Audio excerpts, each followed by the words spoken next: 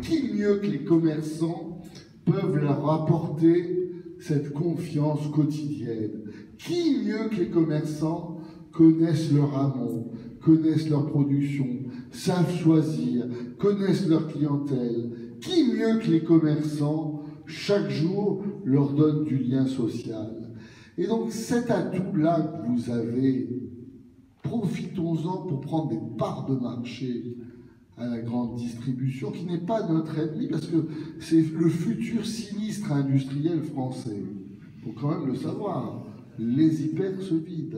Donc vous avez des parts de marché à prendre en faisant de la qualité et en faisant ce que vient de dire très justement Francis Palombi.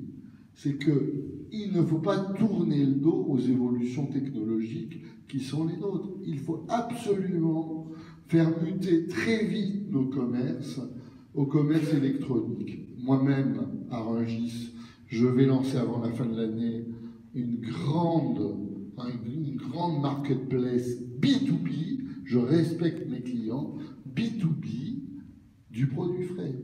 Mais vous, il faut que vous puissiez être multicanal, parce qu'aujourd'hui, le consommateur est zapper, il est multicanal et il a un téléphone dans sa poche. Et donc, il faut vraiment très vite que les mentalités se fassent à ces nouveaux outils qui deviennent de nouvelles voies de communication. Et si nous ne le faisons pas, d'autres le feront à notre place. Donc, je crois, et j'ai été trop long, que vous devez être unis.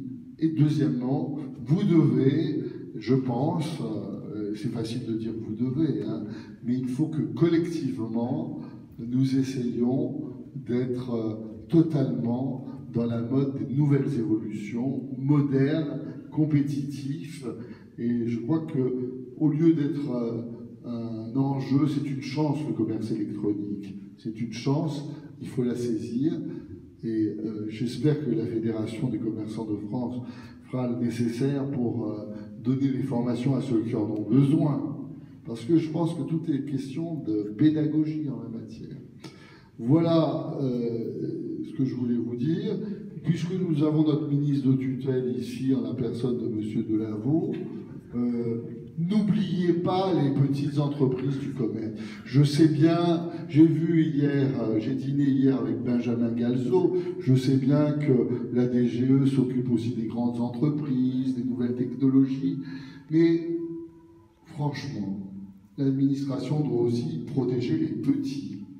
Et nous sommes des indépendants. Et donc, n'oubliez pas que les voies de commerce alternatif que nous représentons désormais doivent être protégées. N'oubliez pas que les marchés de gros, notamment, apportent une contrepartie à d'autres formes de distribution qui sont plus agressives, peut-être plus modernes, mais plus agressives. N'oubliez pas que le commerce alimentaire est très important pour nos centres-villes, que nos bouchers, nos boulangers, nos pâtissiers, nos charcutiers traiteurs, nos cafés, hôtels, restaurants ont besoin d'être défendus. N'oubliez pas que nos cafés, je vais parler un petit peu à la place, et nos restaurants ont beaucoup souffert des attentats et du terrorisme.